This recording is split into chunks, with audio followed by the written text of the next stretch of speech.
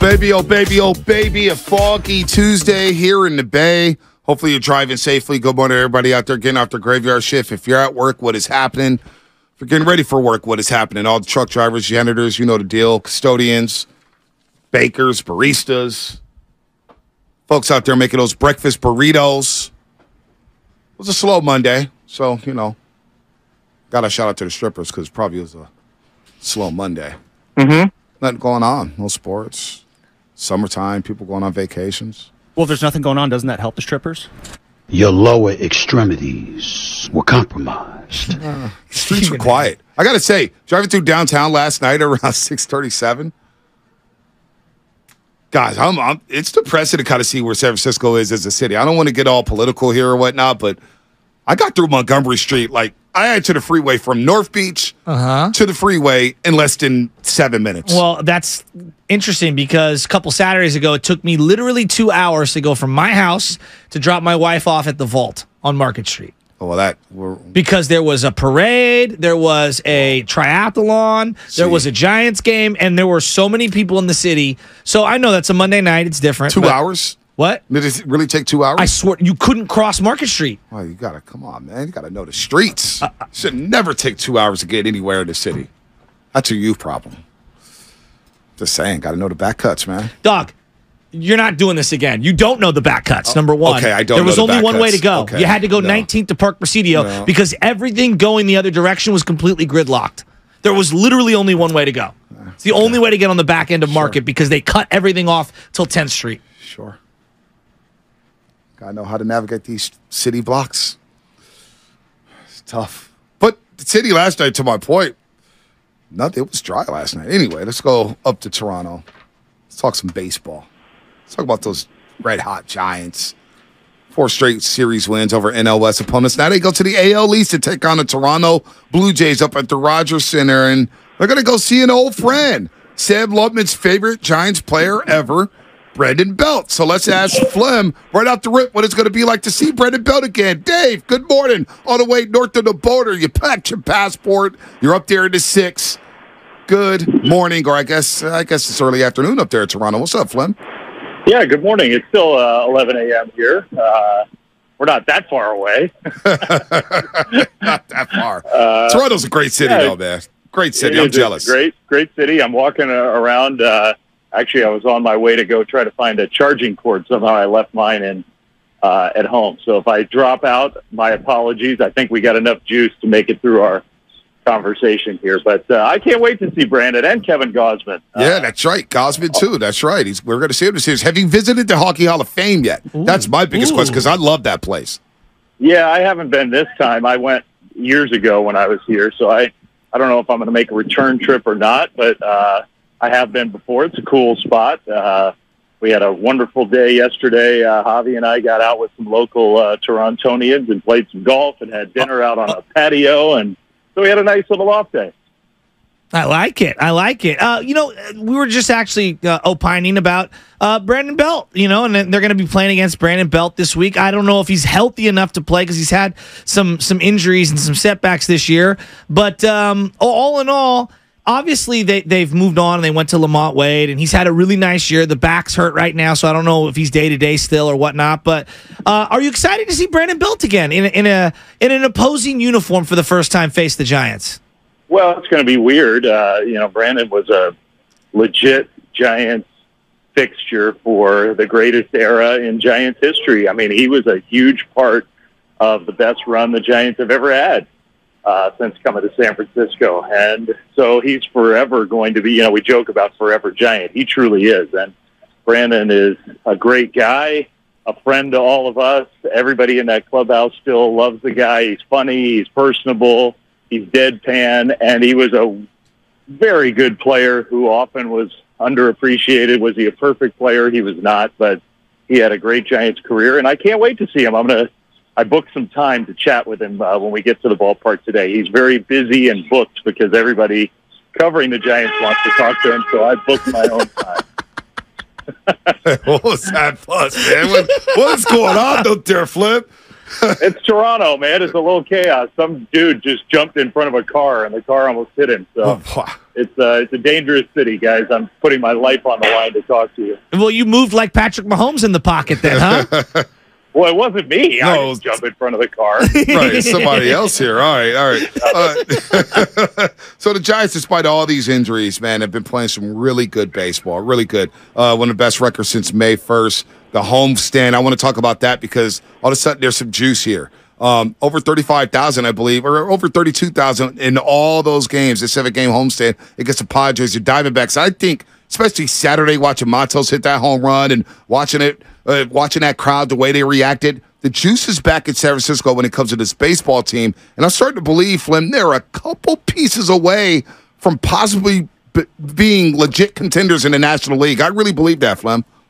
Yeah, I think you're right to believe that. I mean, I would say this. There is a point at which you lose too many players to keep winning. And they're testing the limits of that. Like, they have got to get healthier. And it's a roster that it was probably predictable that they were going to have some issues with staying healthy. It's an older roster. You've got some guys who have a history of being injured. But that's going to be a limiting factor for this team. As impressive as it is that they have held the line here and managed to figure out a way to stay winning games despite losing all these players, at some point you got to cut that off. So I hope that happens soon. They're close to getting some guys back. I think we'll see that on this road trip. Hopefully tonight, Wilmer Flores is back. But yeah, I think you're right. I mean, to me, right now, the thing that they're most lacking is consistent starting pitching. They have one guy right now who's consistently giving them quality starts. And that, when you look back at this last month and think they have the best record in the big league, and you could say there's one starter who's performing the way you would expect him to, that's amazing. And it's a credit to everybody else on this roster. So that's where they need a little improvement. I think they can get it. They can get it internally. Maybe they'll have to look outside. I think they're really hoping that they won't have to do that. But that's where this team is a little frayed right now, and they're mixing and matching and finding ways around it, but they do need more consistency from their starters. Yeah, it's feeling like a tournament team or a college baseball team where they've just got a collection of guys working random innings, and they've got the one hog in Logan Webb and all hands on deck after him. So I'm with you on that, but I want to get it on these rookies. Like, I know Corbin Carroll and obviously Ellie De La Cruz is going to get a lot of the headlines. Patrick Bailey should be mentioned in the mix for like Rookie of the Year candidates. I know it's only a month, and I'm getting ahead of myself, but it's a hell of a month. I mean, defensively, he's been spectacular. He's thrown out Tatis, thrown out Mookie Betts in the last week, and then offensively, he does all the little things. Why is this guy not getting any love nationally? Well, I think partially it's because he's only been here for a month. So okay. I think you said it there. Like, partially he needs to do it for a little longer to get more people talking about him. Number two, he's definitely not as spectacular as those other two guys. Those other two guys do some things on the field that are pretty special in terms of the tools, the speed, the excitement level. Patrick's not going to be that guy. Like, his value comes in different, more subtle ways. I think catcher value always is more subtle and hard to understand and appreciate, particularly statistically. But if you just go by WAR, like if you go by some of the advanced metrics, which, whether you think those are perfect or not, he absolutely should be in the conversation with those guys. Like, he has been one of, not an exaggeration to say, by those standards, he's been one of the most valuable players in the league since he got called up. That's pretty amazing. Gabe Kapler keeps saying you can't get overexcited about the young guys. You got to watch them do it for a little longer. And I agree with him, but the foundation is there for this guy to be a huge part of this franchise. Flem, when you think about Camilo Duvall, I mean, last week he was just lights out. The guy's just growing and growing and growing, and this is going to be a tough series for him against his Blue Jays lineup. But Camilo Duvall, and the way he's evolved here, I can't get enough of the guy, the swagger. He's pumping 100-mile-an-hour cutters out there. I mean, he is having a tremendous season and has a case to win the Reliever of the Year award. Look, we've always seen the spectacular side of Camilo. What he's done this year is he's brought that just about every time he's been out there. He's been much more consistent, way less drama. I'm really impressed by him. I mean, not that I doubted that he could do that, but there were just so many rough edges with this guy for all the natural talent, and he deserves a whole heck of a lot of credit for, not only performing the way he has, but being willing to take the ball. He's the one guy. The Giants are, maybe you could say Tyler Rogers too, but the Giants are really conservative about, for all the innings the bullpen is soaked up, the Giants don't push their guys very often, back-to-back days, or certainly not 3 straight days, or, extra pitches or multiple Giants are pretty conservative about that stuff. And the one guy that they push it with is Duvall, and he never complains. He wants the ball. He wants to be out there. And so combine all that stuff, the effectiveness and how often he's been out there for the Giants in close games. Amazing season for him. Flem, I'm just looking around the league, right? And Saturday, I was like, wow, it feels like playoff baseball. On this past Saturday, you had the Giants beating up on the Diamondbacks there in dramatic fashion, 7-6. Orioles, Mariners were playing a hell of a game at Camden Yards. You had the Mets-Phillies series, Braves and Reds, and all the stars that was on that field in Cincinnati. It feels like it's been a really good year of baseball, and the youth infusion into the sport, I think is added excitement. You got guys running bases, stealing bases, going first to third. I think it's been a really good year with the baseball. For baseball, I should say. Would you attribute that to the pitch clock? What would you attribute that to? Yeah, I think it's several things. I think it's the new rules have made the game more exciting. The new rules are great. 100%. And I think those have been a resounding success. I think the World Baseball Classic brought some momentum into the year. It was really exciting. It got people sort of geared up for baseball maybe a little earlier than they would be. So I think some of that carried into the early part of the season. Some of those players who were great in the WBC maybe have a little more spotlight on them. You got some incredible individual stuff going on, the Luis Arraez stuff, and what Acuna has done, bouncing back from his injury. So you have some sort of like headline players that have, Ohtani continues to be, one of the biggest stories, I think, in the history of the game, what he's doing. So you have some big stars. You've got the momentum of the WBC. You got the new rules, and now you have the young guys. And what's happened with a few of these franchises being transformed by young guys, the Reds come to mind, but the Giants also are in that category. It's been I think it has been a great year for baseball. Great year. Yeah, I'm with you. New teams popping up, Orioles, Reds you referenced, Marlins. There's Orioles. Yeah, what'd you say? My Orioles. Yeah, your Orioles, absolutely, who have the number one prospect, Jackson Holliday, right now. We'll get to the futures game in just a second because there's 2 guys that I'm really excited for from the Giants. But Matos, Saturday, gets picked off. Bonte's referencing how awesome Saturday was. Gets picked off early in that game and then comes back around and hits a home run. And it's just... this guy has so many little qualities that you could just see. He passes the eye test. I've been so impressed with his discernment at the plate and just who he is as a ball player. What are your thoughts on Luis Matos through a couple of weeks in the bigs? Yeah, I think the age is the headliner for me. It's draft season. The MLB draft is, 2 weeks away, something like that. He would be a senior or a junior in college. He would be on draft boards right now if he were a kid who grew up in this country and went to college to play ball. So, to me, I think that's an excellent way to put it in perspective what he's doing. The Giants would be scouting him for their 15th pick in the draft right now if circumstances were different. So just take those players that if you're reading the mock drafts, if you're a Giants geek and you're deep diving on who the draft prospects are, just pluck one of those names and put them in center field and have them in the lineup every night for the Giants. It's kind of unfathomable. Yeah. So when you do what he's doing at this age, it's really impressive. And I think you're right. The number one skill that has shown through is his command of the strike zone. The guy's we've always known he can put the ball in play. But the question with a lot of players like that, and we're seeing it with Casey Schmidt, is, okay, you have this extraordinary ability to get the bat on the ball.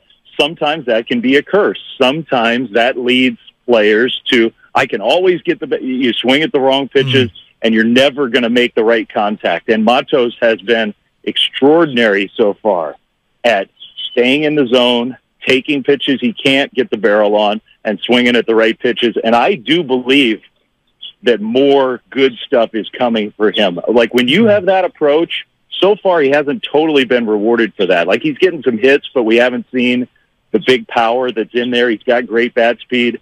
I think as he gets more comfortable, learns the league, that contact is going to turn into harder contact. You'll see more extra base power from him. I think more good things are coming for him. Yeah, I'm with you on that. And it seems like he plays the game in center field at like he's barely even running, and he's tracking balls down in triples alley or going toward the gap in left center, and it's like he's catching it on the fly, and most guys would be diving like Gregor Blanco in the perfect game in that same type of area. So I love his range in center field. How about the two guys, Harrison, who's the 14th overall prospect and the number one left-handed prospect in baseball, and Carson Whisenhunt are going to be a part of the Futures game. I mean, I'm really excited to see these guys. Any chance we see Harrison anytime soon? Well, he had a rough start his last time out. I think he is the next guy. The question is, the Giants really want him to force his way up. I mean, that's what Matos did, and I think that's what Casey Schmidt did. Like, force our hand, perform so well that we have no choice but to create room for you. There's definitely a need for Kyle Harrison. Like, if he does do that, the Giants will make room for him. So I would be shocked if he doesn't make his major league debut this season, but he still has not quite done what they've asked him to do, which is tighten up the efficiency, throw more strikes. I mean, I think the feeling is if you're struggling to get through 4 innings in AAA because you're all over the map with your stuff, which is almost impossible to hit, like he hasn't been giving up much contact at all, then what's going to happen at the big league level? So I think he still has a few boxes to check before he gets up here. But the Giants want him to succeed. Like, they're rooting hard for him to make that decision a tough one. So Whisenhunt might be, he might be right on his heels. I think, the Whisenhunt's issue, and maybe Harrison's issue too, is the workload for some of these younger guys who've never taken on the burden of a huge workload. That can catch up to you at some point, and so the Giants are really trying hard to pace these guys. If they do need them late in the year, they might have some gas left in the tank.